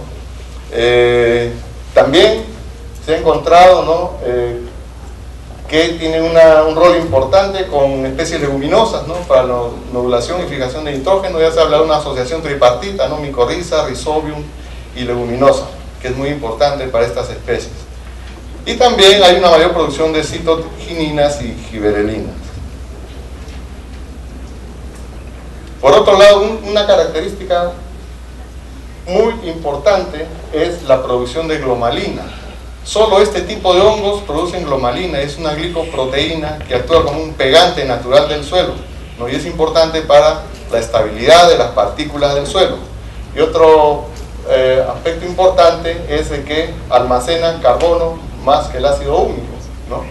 Esta es una raíz, ¿no?, teñida con un tinte especial de color verde fluorescente para hacer notar, ¿no?, la presencia de la glomalina. Ustedes pueden ver las esporas acá, ¿no?, la misma raíz, ¿no?, con glomalina. Recientemente se están ya empezando a hacer estudios, ¿no?, de calidad de suelo en base a la producción de glomalina. Aquí en el Perú todavía no hay nada, no, recién estamos por empezar a revisar los protocolos, las metodologías, etc.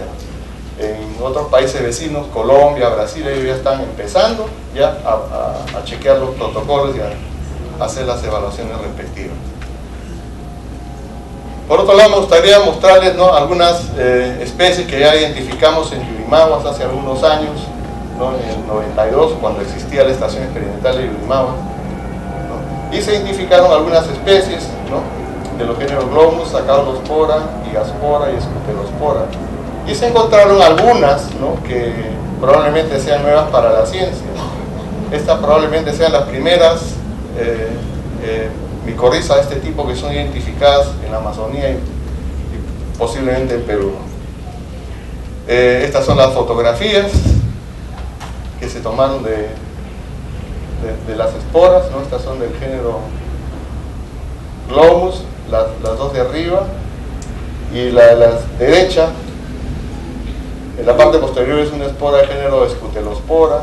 No sé si pueden notar, hay una característica de este género, ¿no?, que es forma escutelo, quiere decir escudo, ¿no?, que es una característica propia de este género de micorriza. Luego en Tarapoto con el ICT recientemente hemos estado trabajando, haciendo algunas evaluaciones y determinaciones con micorrizas en cacao, ¿no?, y hemos encontrado también evidencias de la presencia de este tipo de hongos en este cultivo, ¿no? Este es un racimo de Glomus, ¿no? Las esporas pueden presentarse individualmente o formando este tipo de racimos, ¿no?, ellos en raíces de cacao. Por otro lado, en Yurimaguas se hizo una evaluación, ¿no?, de especies de bosque secundario, ¿no?, para determinar el grado de colonización de micorrizas, ¿no?, y se encontró pues que todas las especies evaluadas prácticamente tienen un alto porcentaje de colonización de micorrizas, ¿no? Hay especies que ya se están empezando a utilizar ya en forma provisoria, ¿no?, como especies forestales. Luego evaluamos también un sistema agroforestal ya con especies conocidas, ¿no?, como Centrosema, que es una leguminosa cobertura,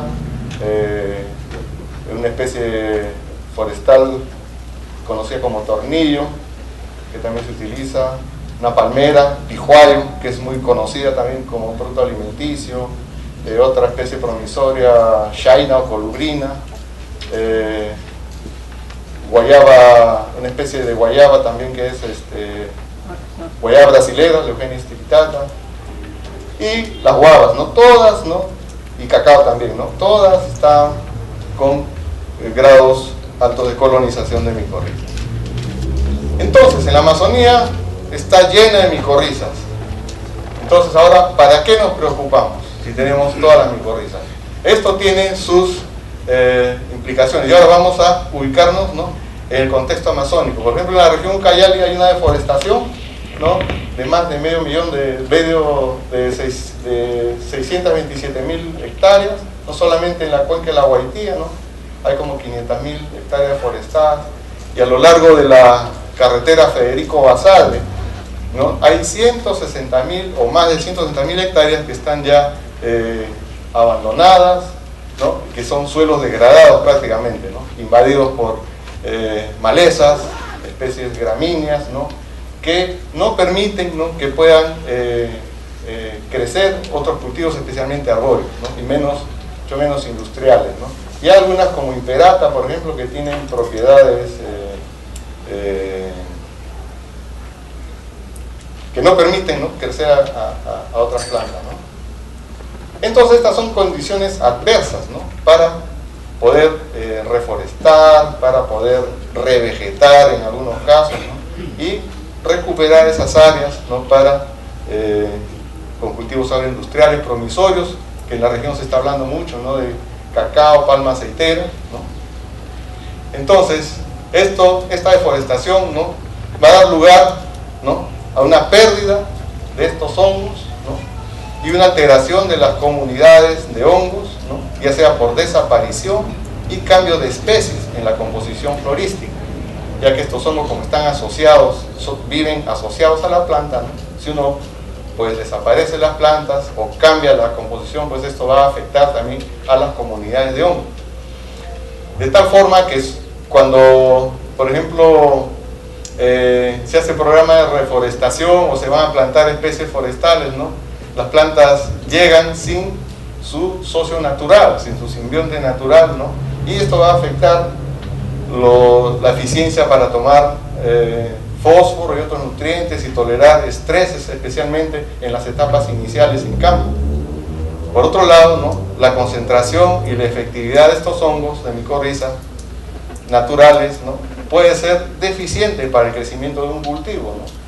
El cultivo de pronto va a estar tener cierta afinidad, ¿no?, por algún tipo de, por alguna especie determinada de este hongo, ¿no? Y algo que es importante, ¿no?, y que siempre hago esta llamada de atención, es que estos hongos son excluidos en el manejo de vivero de especies forestales, especies agroindustriales. Sucede pues que en condiciones naturales, cuando una semilla cae al suelo, en el bosque, ¿no?, germina, ¿no?, e inmediatamente ya la raíz está siendo colonizada por los hongos. Pero ¿qué sucede en los viveros? ¿No? Se le pone un sustrato muy especial, ideal, ¿no?, y pueden estar ahí 6-8 meses sin los hongos, ¿no? Cuando van al campo, pues van a sufrir un estrés, ¿no? Entonces, la idea es ponerlas, inocular, introducir estos hongos, ¿no?, en el vivero para que una vez cuando vayan al campo ya estén preparadas para tolerar todos estos estreses. Esto es lo que pasaría, ¿no?, a nivel experimental. En otros países, en Colombia, en Brasil, ya se han hecho pruebas, por ejemplo, comparando una planta de cacao, un plantón de cacao con micorriza y otro sin micorriza, ¿no? Pueden ver acá, ¿no?, la mayor producción de biomasa radicular y biomasa aérea, ¿no?, y el grosor del tallo también. De igual forma en palma aceitera, ¿no? Es una tremenda diferencia, ¿no?, que hay en el efecto de la micorriza cuando se utiliza en estas plantas, ¿no? Entonces, el objetivo de este trabajo fue el de identificar las especies nativas, ¿no?, que están asociadas con cacao y palma aceitera para producir inoculantes, ¿no?, en la región Ucayali. Entonces nos ubicamos en el área, ¿no? Esta es la carretera Federico Basadre, acá está Guaitía, Jucal está por acá, más de este lado, ¿no? Y de la distrito de Curimaná, ¿no? En una plantación de palma aceitera, y en el distrito de Irasola una plantación de cacao. De ahí obtuvimos muestras de rizósfera, ¿no? Y la que luego se llevó a bolsas, ¿no? Y a camas de multiplicación, ¿no? Con el fin de multiplicar las esporas, ¿no? Que estaban presentes en los suelos, digamos, como una fuente de inóculo primario, ¿no? Ahí se multiplicaron las esporas y luego se sacaron sus muestras de acá para, en laboratorio, ya por un proceso de decantado en húmedo, ¿no? Pasarlas por tamices de 250 y 45 micras, y luego lo que quedaba de 45 pasarlo a centrifugación, una solución de sacarosa al 45%, ¿no? Y luego el sobrenadante llevarlo a placas Petri, ¿no? Y poder observarlas en un estereoscopio, ¿no? Entonces lo más saltante entre los resultados es que encontramos, ¿no? un morfotipo de glomus de color hialino, ¿no? En un número mucho más abundante, ¿no? Que otros morfotipos, ¿no? Tanto para cacao y palma aceitera. Y esto es importante porque esto ya es, digamos, un indicativo que podemos utilizar a esta especie, a este morfotipo, como componente del inoculante, ¿no? Estas son las fotografías que hemos podido tomar, ¿no? de este morfotipo de glomus hialino, ¿no? Acá en cacao, ¿no? Esta es una raíz de cacao, ¿no? Este es el micelio, la hifa, y acá una esporita, ¿no? Las raíces hay que teñirlas, ¿no? Con un proceso de teñido que estamos modificando también, tratando de evitar el uso de productos tóxicos. Generalmente en los protocolos la mayoría de investigadores utilizan, pues, por ejemplo, glicerina, ácido láctico, azul de tripano, y además de que están caros, ¿no? Algunos son cancerígenos, ¿no? Así que nosotros estamos utilizando acá simplemente vinagre casero y tinta pelica de color azul. Hemos podido reemplazar, no es invento de nosotros, sino ya había un protocolo, ¿no? Ya tenemos que lo hemos puesto, mejor dicho, ajustado a lo que queremos hacer, ¿no? Y esto salió porque no encontramos el azul de tripano acá en Perú, ¿no? Y es un frasquito pequeño que viene en 25 gramos y cuesta como 1.500 soles, ¿no? Así que gracias a Dios pudimos encontrar este otro método, este otro protocolo, y lo pusimos en práctica, digamos, y nos funcionó. De igual forma, este es en palma aceitera a la derecha, ¿no? Esporas, un racimo de esporas hialinas, y abajo, ¿no? Una espora en una raíz de palma aceitera. Entonces, como conclusiones, podríamos decir que se han identificado diversos morfotipos de globus, ¿no? Porque además del hialino habían otros más, pero sin embargo el hialino fue el más abundante. Y lo interesante es que es para ambas las plantaciones, o sea que si vamos a producir inoculante nos puede servir para los dos tipos de cultivos. Por otro lado, en relación a esto, pueda que exista una afinidad, ¿no? Entre ese morfotipo hialino con las especies de cacao y palma aceitera. Y también por su abundancia y asociación con estas dos especies, ¿no? Glomus hialino puede seleccionarse para la producción de inoculante. Como recomendaciones, algo que también vengo hablando ya desde hace algunos años, ¿no? Que falta, ¿no? Apoyar el desarrollo y adopción de biotecnologías en este tema de inoculantes de micorriza, más recursos, laboratorios, capacitación, no tanto para el sector público y privado, porque realmente la investigación en micorrizas, pues, es prácticamente muy poca, ¿no? Nuestros países vecinos prácticamente empezamos juntos hace como 10 o 15 años atrás, y ellos ya nos han dejado, ¿no? Vecinos en países amazónicos, ¿no? Otra recomendación es identificar las especies nativas, ¿no? En todas las plantaciones que existen actualmente, porque ya los hongos ya deben estar ya más relacionados, ¿no? O se han asociado con especies ya de una manera, pues, más preferencial, ¿no? y para empezar a producir inoculantes, ¿no? A nivel amazónico por lo menos, ¿no? Y también, como mencionaban, incluir las especies nativas, ¿no? Claro que se pueden traer inoculantes de afuera, ¿no? Pero muchas veces no funcionan, ¿no? Últimamente he encontrado que las especies, por ejemplo, arbóreas amazónicas, se asocian mucho mejor con las especies nativas, ¿no? Que se encuentran en los bosques, ¿no? Y es prácticamente imperativo, por así decirlo, ¿no? Incluir estas especies nativas en programas de rehabilitación de áreas degradadas, ¿no? Si vamos a pensar en poner plantaciones, ¿no? Un área degradada, pues esos suelos, además de los suelos de por ahí de Ucayali, además de inherentemente ser muy ácidos, ¿no? Una acidez de 4 o 5, ¿no? De unidades de pH, y son suelos muy pobres en fósforo y la mayoría de cationes, ¿no? Y además con las pérdidas o modificaciones de las poblaciones de estos hongos, pues hay que reintroducirlos, ¿no? Especialmente en la etapa de vivero, ¿no? Entonces esta es la bibliografía que hemos considerado, ¿no? Y les agradezco su atención. ¿Algún comentario o alguna aclaración, adición? A ver, aquí, por favor, en la segunda fila. La lista que venga el micro.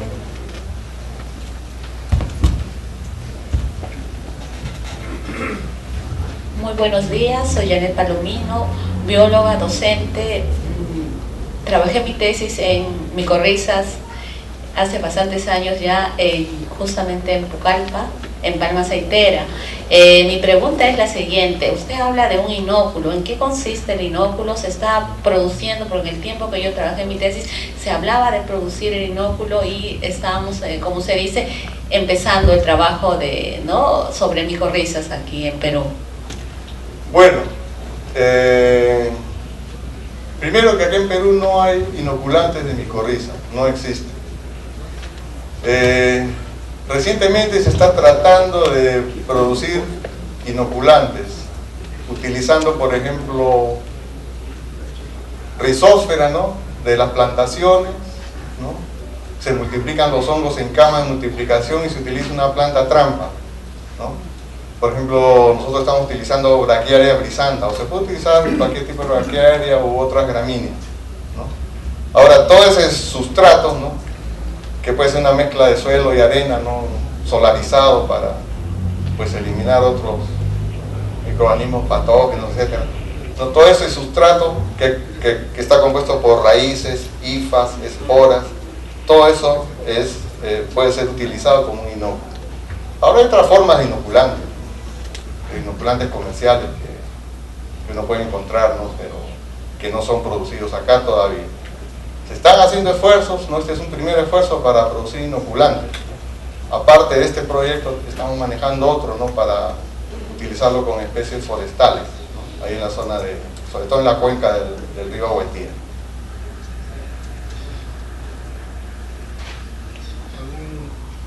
¿Algún otro comentario? ¿Alguna intervención? Doctor Ishiyama, ¿está usted? Bueno, una curiosidad, Marín, veo que acá en tu currículo dice que laboras en Agroselva. ¿Allí se dedican a producir los hongos o a hacer otro tipo de trabajo? Agroselva es una empresa, digamos, joven, tiene como 6 años. Yo estoy prestando mis servicios como asesor de la empresa, ¿no? Y aparte de... A ver, hemos ganado este proyecto para trabajar con micorrizas, ¿no? Está financiado por FINCIT, ¿no? Que es una parte de las actividades de Agroselva, ¿no? Agroselva también se dedica a la producción de plantas y a dar asesorías, ¿no? Cultivos de allá de la zona.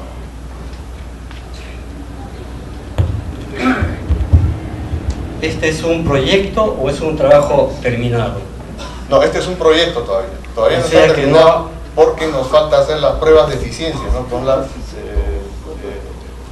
especies que hemos encontrado.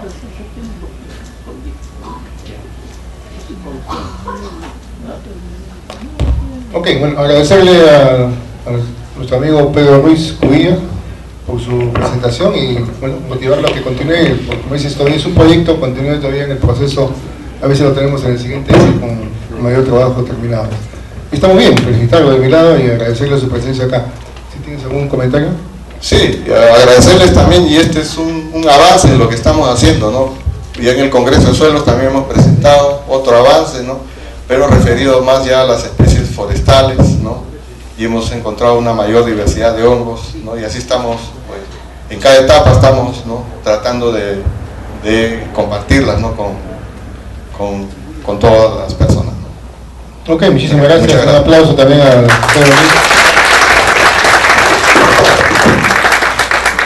invitar aquí al escenario a Manuel Valle Colchado.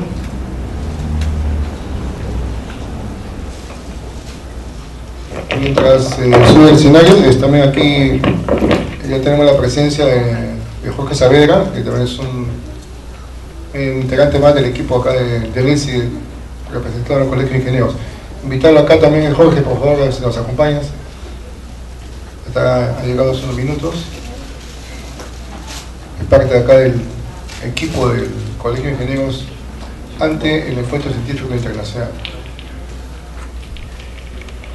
Para que sigamos con un aplauso a Jorge Saavedra.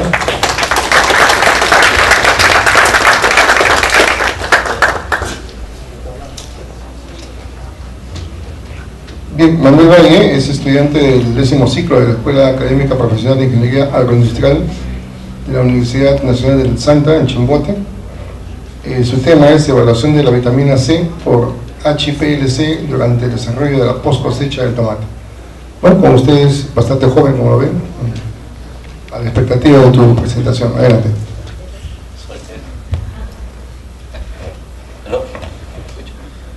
Ante todo, muy buenos días. Vengo en representación de la Universidad Nacional del Santa, de la Escuela de Ingeniería Agroindustrial. Agradecerle por esta invitación y espero que les guste. Mi nombre es Manuel Valle Colchado. A continuación voy a exponer un trabajo de investigación de evaluación de vitamina C por HPLC en el desarrollo post cosecha del tomate. Les presento un índice general. Hablaré sobre el tomate, sobre la vitamina C, sobre HPLC y llegar al desarrollo en general de las hortalizas. El desarrollo de la investigación cuenta de evaluación de vitamina C, evaluación de grados de desarrollo fisiológico y concluiré con conclusiones y algunas recomendaciones. Bien. Cualquier fruta o hortaliza, una vez que es cosechada, pasa por un periodo de deterioro irreversible, pero esta, a través de manejos, transporte, almacenamiento, empacado y conservación, puede retardar e incluso detener ese deterioro.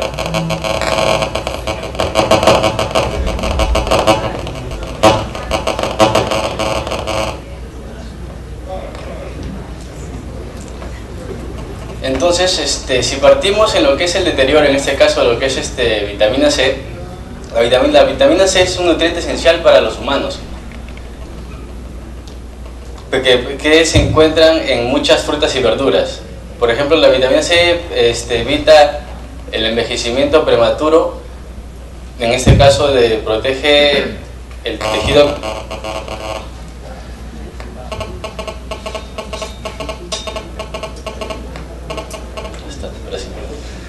y de ahí facilita la absorción, en este caso, del mineral que es el hierro. También sirve como antioxidante y también evita enfermedades degradativas y cardíacas. Bien, ahora el contenido de vitamina C depende del grado de madurez, en este caso de la fruta y hortaliza, como es el tomate. Y para eso se utiliza, en este caso, el HPLC, que garantiza el límite de detección, en este caso, de vitamina C. Y también se utiliza en investigaciones agroindustriales, bioquímicas y químicas analíticas. Bien, los objetivos de esta investigación fue evaluar la vitamina C por HPLC en el desarrollo post cosecha del tomate. A la par de esto también se evaluó sus sólidos solubles, su pH, su acidez, su humedad, su respiración, su color y la pérdida de peso. Todo eso durante el desarrollo post cosecha del tomate. Bien. El tomate. La variedad que se utilizó fue una variedad de Dominator de origen de América, y la procedencia fue del Valle de Santa, departamento de Ancash, provincia de Santa y distrito de Santa, ¿no?, a media hora de la ciudad de Chimbote. Bien, las características del fruto. Es fruto homogéneo, ya que tiene aproximadamente entre 120 y 190 gramos. Dureza del fruto son paredes firmes y gruesas, aproximadamente 7 milímetros de espesor. Su vida post cosecha es muy prolongada en condiciones comerciales, o sea, cuando la encontramos en el mercado o en el supermercado. Su color definido es un color muy rojo y sobre todo tiene un buen sabor. Características de la planta: tiene alta resistencia al virus, especialmente a la lija de cucaracha. Alta productividad, tiene 60 toneladas por hectárea. Es muy precoz, ya porque hasta los 3 meses de ser sembrada ya se puede comenzar a cosechar. Su desarrollo es horizontal de 1,44 metros cuadrados. Eso nos facilita una fácil recolección del fruto. Tiene los sépalos separados, en la cual facilita un control de plagas. Todas esas características del fruto como de la planta es muy apreciado por el mercado peruano. Bien, la vitamina C. El contenido de vitamina C en frutas y hortalizas varía dependiendo del grado de madurez, pues es menor cuando están verdes, aumenta su cantidad cuando están en su punto y luego vuelve a disminuir, por lo que la fruta madura pierde parte del contenido de vitamina C. Por ejemplo, partimos que existen 4 tipos de madurez: madurez fisiológica, la madurez comercial, la madurez sensorial y finalmente la senescencia, ¿no?, en la que ya está en deterioro. Si evaluamos el contenido de vitamina C, este va a aumentar hasta su madurez comercial mientras está en la planta, pero una vez que ya es recolectada ya comienza a disminuir el contenido de vitamina C. Bien, el HPLC. El HPLC, o en siglas en español, que es cromatografía líquida de alta eficiencia, es un conjunto de técnicas que tiene el principio de retención selectiva. Tiene por objetivo separar distintos componentes de una mezcla con la finalidad de identificar y determinar cantidades de los componentes. Y la aplicación, en este caso, como es mi carrera, en investigaciones agroindustriales, ¿no? Este es un diagrama básico del sistema HPLC que tenemos en la universidad, ¿no?, el Laboratorio de Investigación y Desarrollo de Productos Agroindustriales, que básicamente tiene una fase móvil, tiene una bomba, es el inyector, tiene la fase estacionaria donde se coloca la columna, y tiene el detector. Tiene 3 detectores, pero solo se utilizó uno, y finalmente el procesador de datos, ¿no? Bien, desarrollo de la investigación. Se fue a la chacra, como se dice, se recolectó el tomate en su madurez fisiológica. Se reconoce cuando ya alcanzó su desarrollo máximo en lo que es el peso y su forma. Y se adquirió su color, el color verde uniforme de todo el fruto. Se seleccionó y se clasificó, todo eso se hizo en el laboratorio. Se analizó hasta su madurez sensorial. Bien, para cuantificar el contenido de vitamina C, como les expliqué, se usó el HPLC de marca Chumatsu, modelo LC 10AT. Voy a explicar las partes más importantes, que en este caso es la fase móvil, que se usó metanol al 65% y al 35%. La columna, que es C18, que es para vitaminas hidrosolubles, y el inyector, que en este caso es automático, y el detector de arreglo de diodos a 245 nanómetros.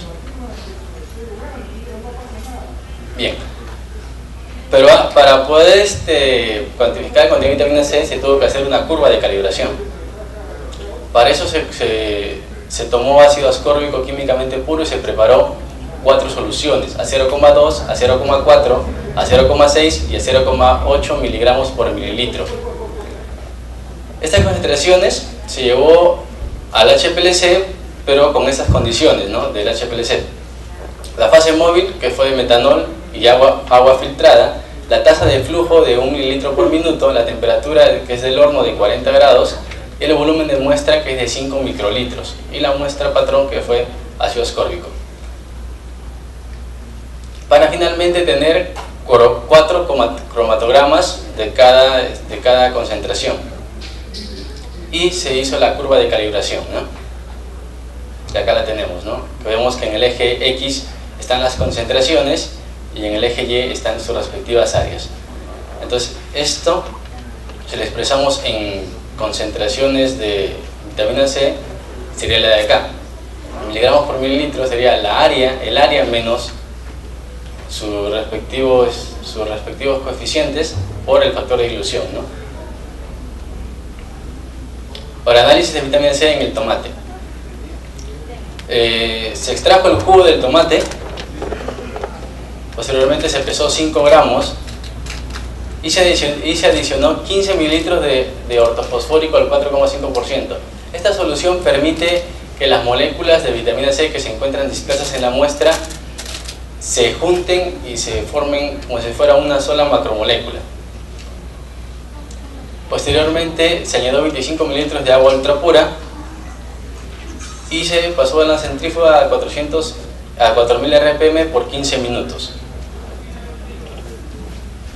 Después se usó unos discos de porosidad de 0,2 micrómetros para poder filtrar y obtener solo el líquido nada más. Y se analizó en el HPLC. Y finalmente el área que nos arrojó en el HPLC fue reemplazada en la ecuación para hallar su concentración, ¿no? En miligramos por mililitro. Bien. Análisis también, aparte de desarrollar, de evaluar el contenido de vitamina C, también se evaluó los sólidos solubles, que se usó el refractómetro de investigación, la acidez, el pH, índice de respiración, el color y la humedad. Bien, ahora resultados y discusiones. Evaluación de vitamina C. Según Fantástico en el año 1997 nos dice que el contenido de vitamina C depende del grado de madurez de la fruta. Por ende, en el proceso de maduración pierde parte del contenido de vitamina C. Esto se demuestra cuando observamos que en el estadio 1 contiene 85 miligramos por cada 100 gramos de vitamina C, mientras que en el estadio 7 observamos que tiene 26, ¿no? Vemos que va disminuyendo. También se evaluó sólidos solubles. Según Carlos, en el año 1998 nos dice que la degradación de los polisacáridos de las membranas celulares ejerce una contribución importante sobre el aumento de contenido de azúcares. Observamos que en el estadio 1 tiene 4 grados Brix, mientras que en el estadio 7 tiene 7,5, ¿no? Observamos que también va aumentando. También se evaluó pH y acidez. Según Kader, en el año 1987 nos dice que los ácidos cítricos son los más frecuentes y abundantes en los tejidos de las plantas comestibles. El contenido de los ácidos orgánicos disminuyen después del contenido de maduración. Es por eso que observamos que el contenido de porcentaje de ácido cítrico en el estadio 1 es de 6,45%, mientras que en el estadio 7 es de 2,69%. Al igual que el pH, inversamente, en el estadio 1 es 4,38 y en el estadio 7 es 4,94 de pH. Bien, el índice de respiración. Según Gilbert, en el año 2009, nos dice que el grado de madurez de las frutas es la relación de grados Brix y porcentaje de acidez. El índice aumenta con la maduración ya que se incrementan los sólidos solubles y disminuye la acidez. Observamos que en el estadio 1 es de 0,62, mientras que en el estadio 7 es de 2,79. ¿no? Observamos que va aumentando. Acá. Índice de respiración. Según Kader, en 1987 nos dice que durante la maduración existe un tremendo aumento en la cantidad de etileno producido. El aumento usualmente es acompañado por un aumento en la tasa de respiración de la fruta. Observamos que como el tomate es un fruto climatérico, una vez que es cosechado o retirado de la planta, comienza a producir CO2, ¿no? De manera inversa que cuando está en la planta, que comienza a producir oxígeno. Es por eso que vemos que en el estadio 1 los miligramos de CO2 es de 40,42, mientras que en el estadio 6 es de 71,12 y en el estadio 7 es de 64,33. ¿no? Observamos que ya comienza a disminuir porque la fruta ya se puede decir se comienza ya a deteriorar, ya comienza a morir, para poder entendernos. No, observamos que disminuye. Evaluación de color. Para evaluar el color se utilizó un colorímetro de marca Minolta, ¿no? Y nos dice que según CEN en el año 1995, que el color del tomate es verde al principio y rojo cuando madura. Se debe a la degradación de la clorofila en los cloroplastos de las células y síntesis de carotenos. Entre lo que destaca el licopedo, ¿no? Observamos, por ejemplo, en el estadio 1, que el color verde es el que predomina, ¿no?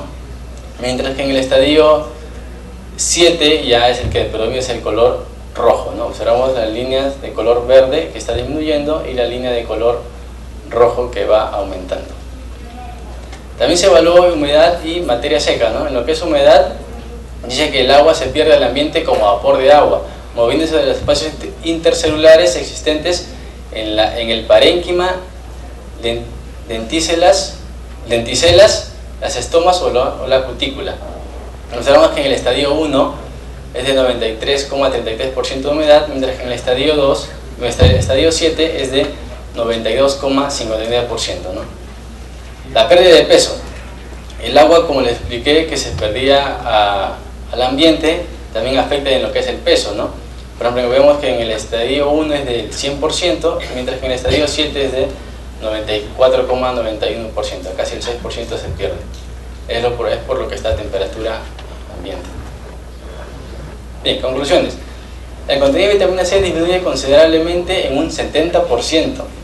Esto se debe a que el tomate es un producto climatérico y por ende después de la respiración o después de su cosecha utiliza sus reservas como los carbohidratos y ácidos orgánicos hasta su senescencia, pues este es uno de los factores que degrada la vitamina C, ¿no? La vitamina C es un ácido, o en este caso ácido ascórbico es un ácido orgánico. El tomate después de ser cosechada continúa respirando, madurando y en algunos casos iniciando el proceso de senescencia, todo lo cual implica una serie de cambios como pérdida de peso, sólidos solubles, ¿no? Variación de pH, variación de acidez, variación de humedad, también variación de respiración y también variación de vitaminas y de color, que son determinadas para cada fruta, ¿no? En este caso, las frutas climatéricas son muy distintas en desarrollo fisiológico a las frutas no climatéricas. Recomendaciones. Debemos emplear una fase móvil de grado cromatográfico y tener en cuenta su compatibilidad con el detector, ¿no? Para evitar algunos ruidos, como le llamamos nosotros en lo que es la columna. Asegurar que todas las fases móviles se filtren apropiadamente antes que entren a la bomba de HPLC. También se deben filtrar todas las muestras antes de inyectarlas, así evitaremos que la presión aumente y afecte nuestro resultado final.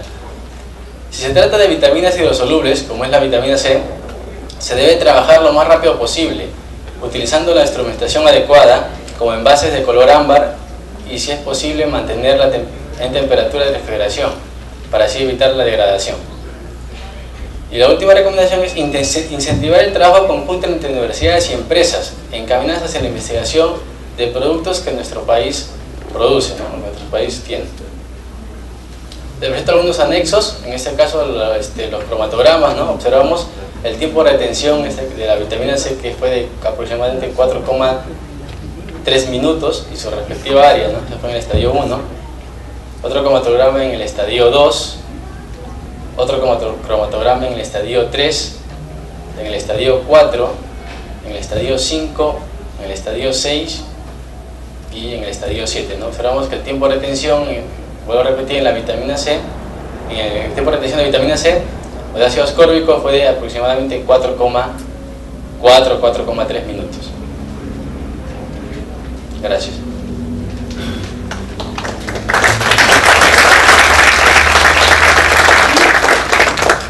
Tenemos al ponente.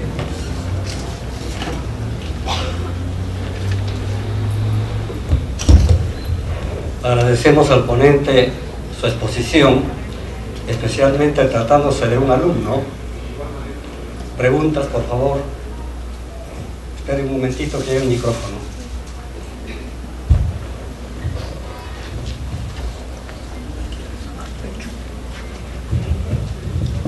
Joven, con la cuestión de la vitamina C, usted ha mencionado de que es el ácido cítrico el más abundante en los vegetales. Muy bien, pero también creo que es el más sensible. Miren, hará año y medio, octubre del anteaño pasado, National Geographic ha sacado una relación de alimentos en las que comparaba cuál es el mejor. De 4.000 y pico que comparaba, sacó a 100. Dentro de los primeros lugares estaba la naranja, el brócoli y la vainita, por decir. Pero la naranja, para comerla así, en el estado natural, con el ollejo y todo, y en forma inmediata. Cuando se hacía jugo, del primer lugar bajó al 37 lugar. ¿Qué pasó? La vitamina C se volatilizó. Cuando usted come el tomate inmediatamente, llevándolo al tomate, tiene mucho más vitamina que esperando más rato. En el otro aspecto, ha hablado algo de cutícula, quizás la cáscara. Estaba en una conferencia en línea en el que el ingeniero Paredes decía: hay que tener mucho cuidado con la cáscara del tomate. El tomate es el vegetal en la que se aplican más los pesticidas. Hablemos pesticidas dentro de los fungicidas o los insecticidas y todo lo que es sidas. 25 aplicaciones para poder obtener una cosecha. Entonces se recomendaba de que para consumir el tomate habría que sacarle la cáscara. Incluso el tomate que se hierve, porque el residuo de estos pesticidas es tremendo y es un elemento cancerígeno. Yo quisiera, no sé si han entrado a tallar en este aspecto de la cáscara del tomate y la volatilización que tiene pues la vitamina C en cualquier cultivo. Bueno, este trabajo trataba de evaluar cuánto de vitamina C se pierde si es que nosotros dejamos, en este caso el tomate, lo dejamos a temperatura ambiente, ¿no? Que sabemos que se pierde el 70%. Pero ¿qué pasaría si es que nosotros el tomate lo refrigeramos? ¿Qué pasaría si nosotros al tomate lo empacamos? ¿No? Es por eso que este de acá va a servir como una base para las demás investigaciones. Entonces vamos a comparar, supongamos, ¿no? Llegamos a la universidad, investigamos sobre si lo refrigeramos a 5 grados, 5 grados Celsius. Allá va a perder, por ejemplo, ¿no? solo el 10%. Entonces se va a comparar con este trabajo de investigación que este de acá pierde el 70%. ¿No? En ese aspecto fue lo que se investigó, para ver cuánta vitamina C se pierde si nosotros dejamos el tomate a temperatura ambiente nada más. ¿Alguna otra pregunta? Al fondo, por favor.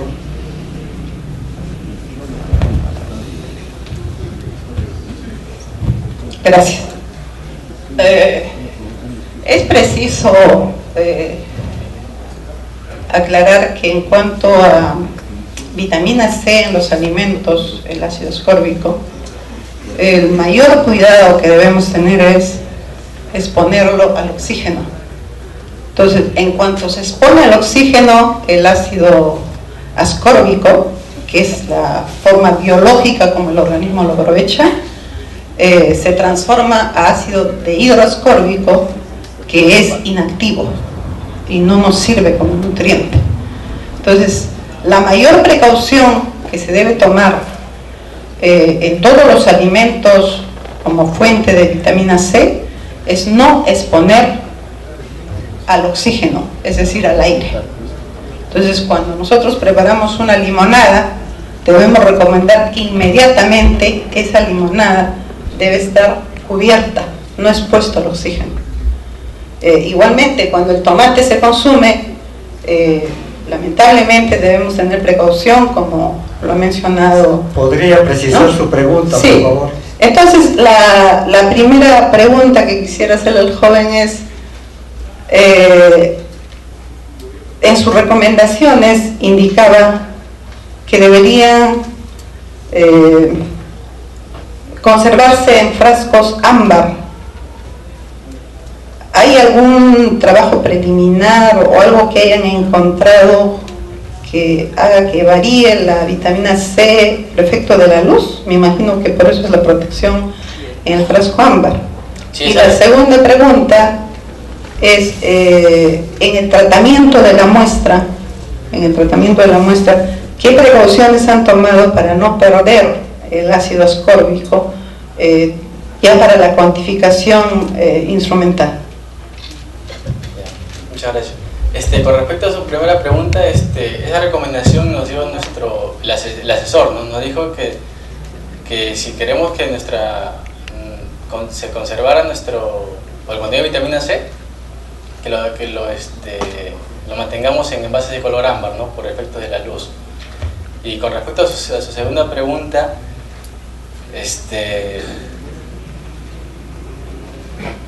simplemente el trabajo fue inmediato. O sea, nosotros llegamos al laboratorio y no salíamos, fue un trabajo continuo hasta que ya esté nuestra muestra en el HPLC, porque el tiempo que pierdes se degrada la vitamina.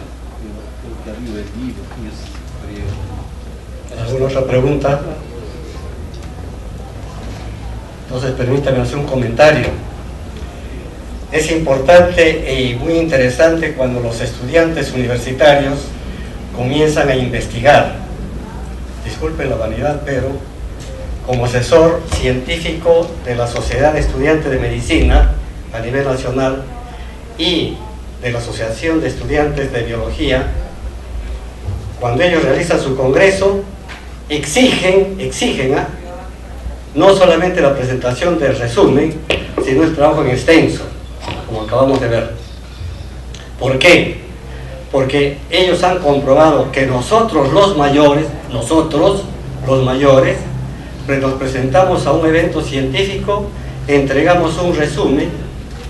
Mi pregunta es cómo evalúan un resumen, porque en fin, tendrán sus secretos, pero detrás de ese resumen no existe un trabajo real, ¿no?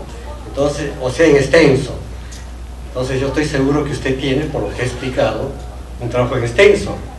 Si los jóvenes universitarios pueden investigar y publicar, porque iniciarse la investigación es la cosa más simple del mundo, ¿no? Eso ya está demostrado.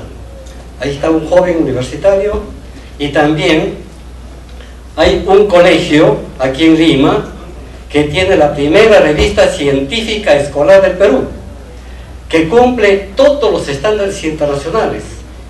No tiene que envidiar en su formato a una revista extranjera. Y los alumnos de ese colegio investigan, ¿no? Y escriben sus trabajos de investigación como lo hace cualquier investigador calificado.